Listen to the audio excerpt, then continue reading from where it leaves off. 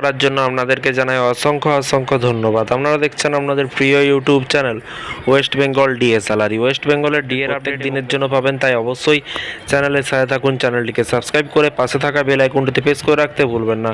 DA নিয়ে কিন্তু আমরা যে দীর্ঘদিন ধরে মুখ্যমন্ত্রীর সঙ্গে বৈঠক, রাজ্য সরকারি কর্মচারীদের তরফে বড় দাবি করলো। কি বলা হয়েছে চলুন বিস্তারিত জেনে নেওয়া যাক। রাজ্য সরকারি কর্মচারীদের দীর্ঘদিনের বকেয়া মহার্ঘ ভাতা দেখতেই পাচ্ছেন, এখানে কিন্তু বলা হয়েছে সংক্রান্ত জোট খুলতেই কিন্তু সরকারি কর্মচারী সংগঠনে চলেছেন শুভেন্দু অধিকারী এবং ডিএ সংক্রান্ত যাবতীয় সমস্যা কাটাতে আগামী 30শে মে শনিবার নবান্নে হবে কিন্তু হাই ভোল্টেজ বৈঠক এবং এর পাশাপাশি ডিএ নিয়ে চর্চা তুঙ্গে।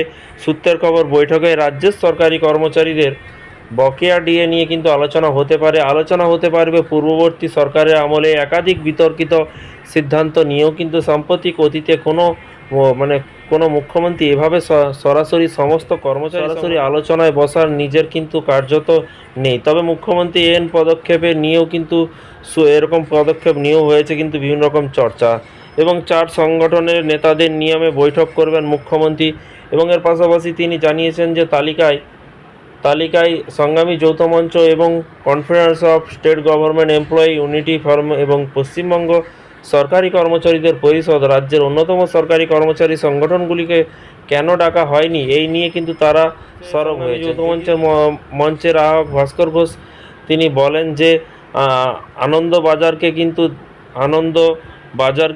দেওয়া সাক্ষাৎকারে বলেন যে মুখ্যমন্ত্রী কাকে ডাকবেন আর কাকে ডাকবেন না এটা সম্পূর্ণ তার সরকারের বিষয়। এই ক্ষেত্রে আমাদের ডাকা হয়েছে। ডিএ নিয়ে আমরা যে দীর্ঘদিনের লড়াই করছি তা কিন্তু মুখ্যমন্ত্রী জানেন, যে কারণেই তার এই রাজ্য সরকারের মনে হচ্ছে যে ডিএ সংক্রান্ত বিষয়ে কোনো নিষ্পত্তি করতে গেলে আমাদের মতামত প্রয়োজন।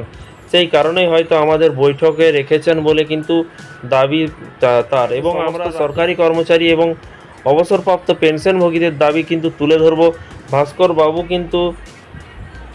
বাবু সংযোজন, বিগত সরকারের মুখ্যমন্ত্রী তো রাজ্য সরকারি কর্মচারীদের অস্পষ্ট মনে করতেন।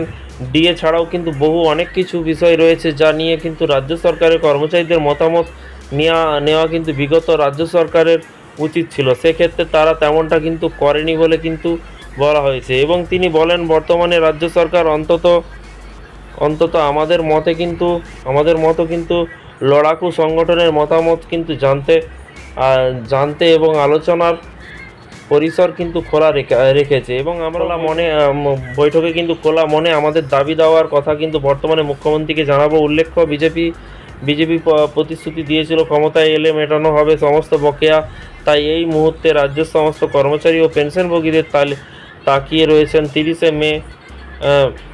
30শে মের বৈঠকের দিকে। তো ফ্রেন্ডস, বিষয়টি বুঝতে পারছেন। এই ছিল আজকে একটি ছোট্ট আপডেট। এই ধরনের প্রতিদিন বিভিন্ন রকমের লেটেস্ট আপডেট পেতে অবশ্যই চ্যানেলটিকে সাবস্ক্রাইব করে রাখুন পরবর্তী নতুন আপডেট পাওয়ার জন্য। ভালো থাকবেন, সুস্থ থাকবেন এবং নিজের খেয়াল রাখবেন। এটা কিন্তু 30শে মে নয়, 30শে জুন, কিন্তু 30শে জুনের কথাই কিন্তু বলা হয়েছে। তো ফ্রেন্ডস, বিষয়টি বুঝতে পারছেন। এই ছিল আজকে একটি ছোট্ট আপডেট। আপনাদের কোনো মতামত থাকলে নিচে কমেন্ট বক্সে কমেন্ট করে জানাতে ভুলবেন না। Thank you.